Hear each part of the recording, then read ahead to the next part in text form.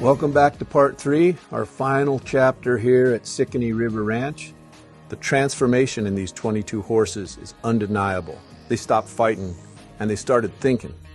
Instead of chaos, we can walk out and catch them, halter them, ground tie them, and saddle them without resistance. That's leadership. That's pecking order established. But we're not done. Before we leave the arena, we sharpen one critical safety lesson for the trail. The bend and send. I'm going to show the students how to apply it correctly and explain exactly when to use it outside the pen to regain soft control instantly. Then comes the final exam. We go out on the trail. This is where we find out if the work holds up in the real world, if the horses are truly safe, and if the students can maintain leadership when it matters. Let's get to work. The tough ones are easy today. Yeah. That gray horse, I didn't think I'd walk to him. I thought, well, I'll give her a try. Yeah. And this one too. This one was... Hey. Each morning, we spend time milling around the horses to see where they are mentally.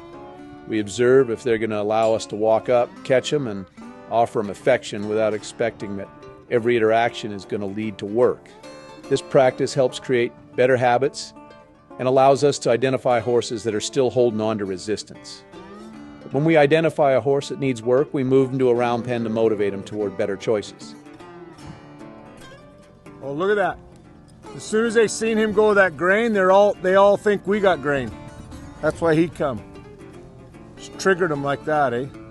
We use grain as a reward for being good to catch, but we follow a really strict process. If horses associate people with grain and don't respect the human's position in the pecking order, they may bite each other or run over a person while competing for the food. It's critical to remember that every day is a new day for the pecking order.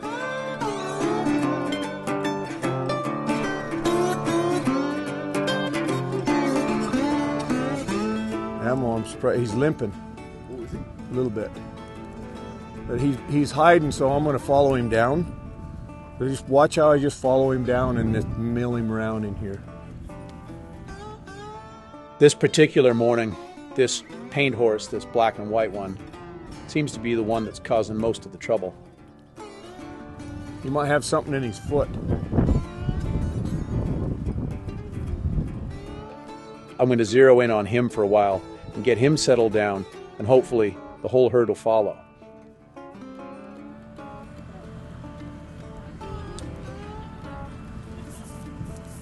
Well, he's got it bad today. He knows I'm on him, but boy, he shouldn't have it that bad today. When you're standing in that pen, one horse is keeping the whole herd stirred up. You're dealing with a pecking order challenge that has spilled over into the entire group. Because what I'm thinking is we just need to keep milling them around while they're in this emotion till they come down. Yeah. You know, and just wait them out and walk them down. Because they're making decisions, like they're changing a little bit, but it's that black and white paint started it all. When one horse causes havoc, I send the whole herd to establish myself as the alpha again. I got to make them realize that settling is easier than working. It turns a challenge into a clear lesson where they choose to submit.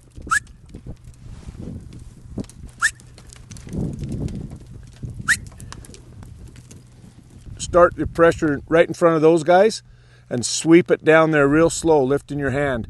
Right there. Good. See, they're getting that subtle, right? If you really do that sweep.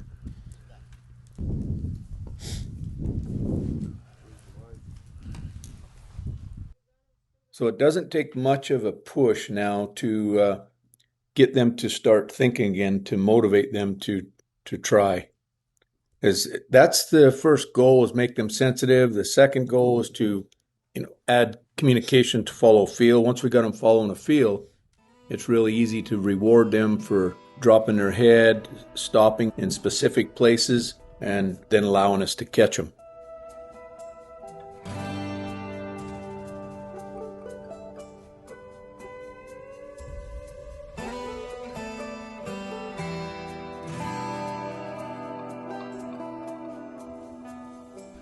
We finally got all of our horses caught. They caught really easy today, with the exception of one or two. I guess there was probably more than that, probably 4 or 5 down there. But all these guys caught good. Everything's ground tied good. So with the bend and send, the important part here is that we teach him to be soft through the movement of his feet. So when there's contact on that left hand, as soon as he gets soft in the bend of his neck or the drop of his nose, or even moving his hips, any one of those body parts, we need to release for it. Once you have 3 releases for the same body part, horses will start to melt and give into that. Like you'll see them drop their neck and get softer, so that we can reset and start the lesson all over. You just keep talking your way through it until he finally melts, because he's going to melt. There's not a question in my mind. Every horse will melt, as long as we don't peak with our pressure and stay there for too long. As long as we have the ability to improve him and then go back down in the basement with our pressure. So it's all about protecting our limit of pressure, so we never peak with our pull pressure of our hand, our push pressure with our leg, or most importantly, our tap pressure. Because the tap pressure is how we are able to maintain that pull pressure. As you can see, he put up a big fight before he finally started to change and melt. And that's when we can leave him alone for longer periods of times, let him have that slack in the rein when he's going the right way. So he starts connecting the dots of, we're not going to give up. Our pressure's never going to peak, because if your pressure peaks with a horse, he will become more belligerent and more angry, because the pecking order kicks in, because he thinks you're out of pressure, so he's going to try to manipulate you and dominate you like he would another horse. But when you have the ability to, tap on him and scoot him, now you're reestablishing that pecking order, making him believe in you enough that you can talk him through situations like this when they start to get scary. So basically today, I want you guys to just grab your horse, pick the horse we're going to ride. We'll have a little conversation about who we're going to ride here. And if we're going along, we want to stay pretty tight as a group when we're on the ride. And if somebody's having some grief, just everybody stop, and whoever's having grief is just going to bend and send till the horse melts.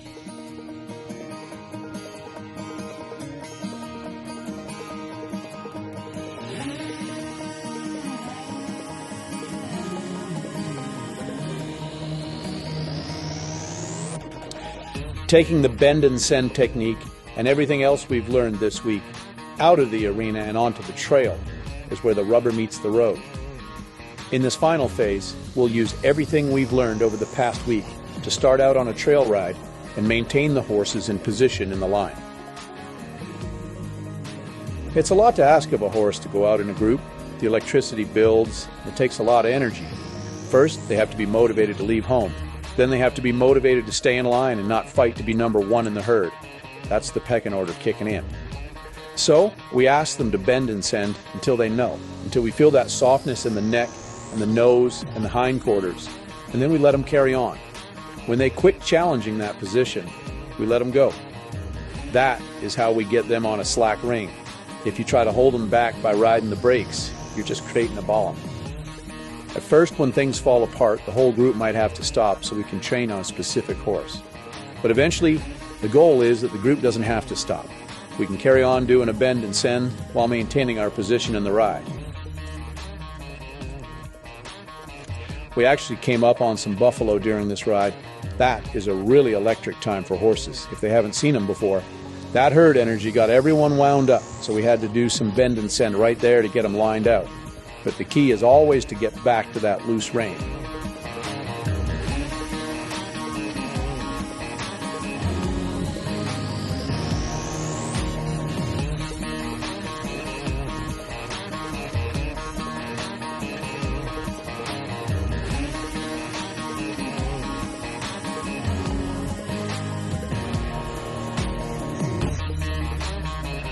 Oh, you're covering him up, Ron. Oh, that's a gooder. On the way back to camp, we had to do it again. The horses know when they're headed home, so the electricity's higher and the motivation to rush is a bit stronger. We just kept applying the technique until the horses realized that rushing just meant more work, and walking calmly meant they got to conserve energy.